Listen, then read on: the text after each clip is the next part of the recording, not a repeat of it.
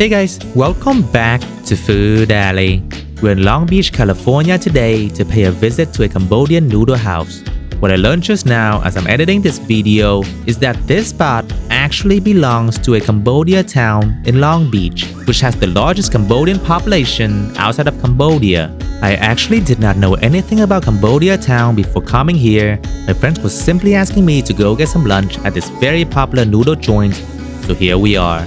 I really need to come back here in the future for more food videos. They seem to have a very vibrant food scene here. More on that later. Let's get back to the place we're heading to today. Phnom Penh Noodle Shack was established by Boonhill Tan and his wife Mali back in 1985 in Long Beach, California. The business is now inherited by the children who would carry on the legacy.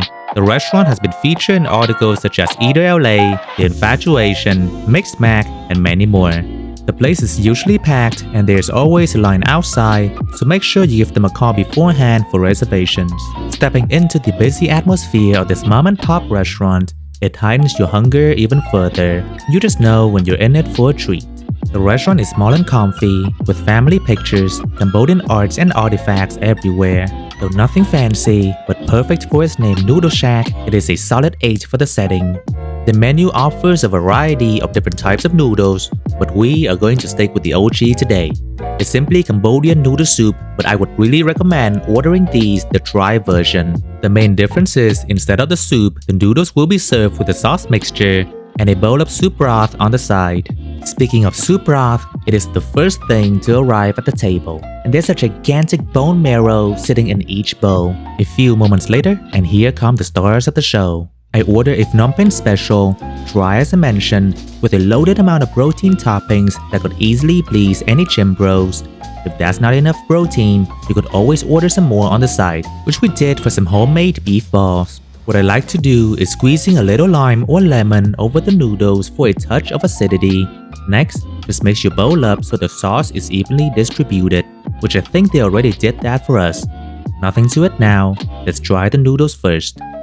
The rice noodles are really chewy in texture and they are well coated with a light sauce. And that's the important thing about this dish. The sauce is the only flavor profile and the soul of the dish.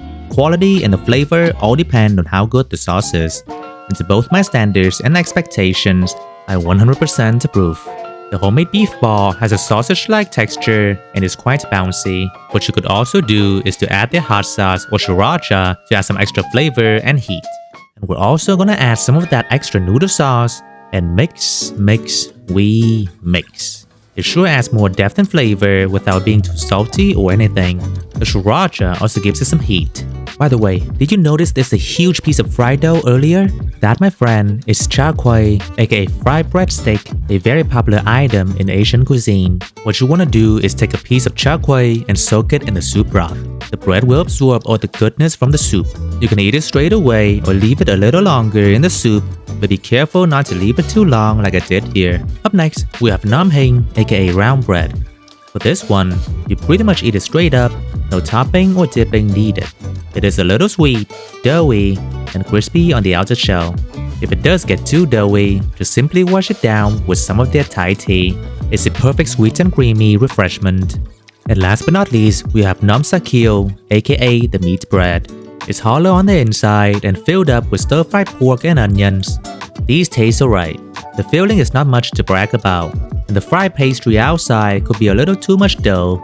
We ordered lots of food today and ended up with plenty of leftovers. The food is absolutely amazing. This is authentic Cambodian cuisine, and I'm glad I found out about this joint. After all, I've had these dishes once too many times as a kid back in Saigon. 8 out of 10 for the food. The service is quick and attentive. Everybody here is also very friendly despite how busy it is. Another solid 8. Also, the pricing here is amazing. After all, these are supposed to be home foods for the fellow Cambodians who are away from their home country. Being only 3 miles away from Cal State's Long Beach, this noodle shack is a great food spot for university students to frequent. 8.5 for the value and 8.1 for the final score.